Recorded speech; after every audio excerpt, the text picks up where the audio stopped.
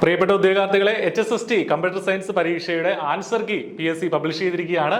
വളരെ ഡീറ്റെയിൽഡ് ആയിട്ടുള്ള 4 set of ക്വസ്റ്റ്യൻസിന്റെയും provisional answer key PSC publish ചെയ്തിട്ടുണ്ട്. അപ്പോൾ ഇന്ന് രാവിലെ നടന്ന പരീക്ഷയാണ്.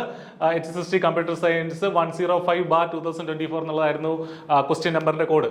അപ്പോൾ I+ന്റെ പ്രിയപ്പെട്ട ഉദ്യോഗാർത്ഥികൾ ഒത്തിരി സന്തോഷത്തോടു കൂടി നമ്മളെ ഒത്തിരി പേര് ഇതിന്റെ ഫീഡ്ബാക്ക് അറിയിക്കുകയുണ്ടായി. നമ്മുടെ ക്ലാസ്സുകളിലൊക്കെ ഡിസ്കസ് ചെയ്തിട്ടുള്ള ക്വസ്റ്റ്യൻസ്, വളരെ ബേസിക് ആയിട്ടുള്ള ക്വസ്റ്റ്യൻസ് ഉൾപ്പെടെയുള്ള ചോദിച്ച ഒരു പരീക്ഷയായിരുന്നു ഇന്ന് നടന്ന HSST കമ്പ്യൂട്ടർ സയൻസ് എന്നുള്ളത്. പക്ഷേ അത്യാവശ്യം നിലവാരം പുലർത്തിയ ഒരു പരീക്ഷ തന്നെയായിരുന്നു. കുറെ കുട്ടികൾക്കെങ്കിലും സമയത്തിന്റെ ഒരു ടൈറ്റ്നസ്, ഈ മാത്തമാറ്റിക്സ് ക്വസ്റ്റ്യൻസ് ഒക്കെ ആൻസർ ചെയ്യാൻ കുറെ സമയം എടുത്ത ഉദ്യോഗാർത്ഥികളെ സംബന്ധിച്ച് സമയത്തിന്റെ ഒരു ടൈറ്റ്നസ്സും കുറച്ച് പേര് പറഞ്ഞു കേട്ടു. എങ്കിലും അത്യാവശ്യം നിലവാരം പുലർത്തിയ ഒരു പരീക്ഷ തന്നെയായിരുന്നു.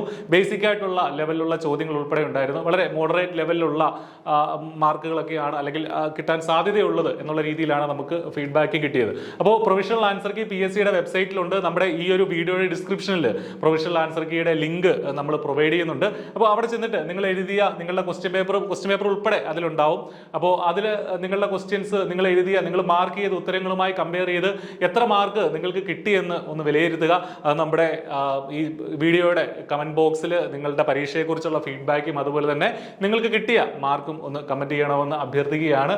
പരീക്ഷയെക്കുറിച്ചുള്ള ഫീഡ്ബാക്ക് എന്താണെങ്കിലും ഒന്ന് രേഖപ്പെടുത്തുക. കാരണം എല്ലാവർക്കും എങ്ങനെയാണ് പൊതുവെ ഈ പരീക്ഷ വിലയിരുത്തപ്പെട്ടത് എന്ന് നമുക്ക് അറിയാനും സാധിക്കും. അപ്പോൾ പ്രൊവിഷണൽ ആൻസർ കീ വന്നിട്ടുണ്ട്. നിങ്ങളുടെ ഫീഡ്ബാക്കുകളൊക്കെ അറിയിക്കുക, ചെക്ക് ചെയ്യുക.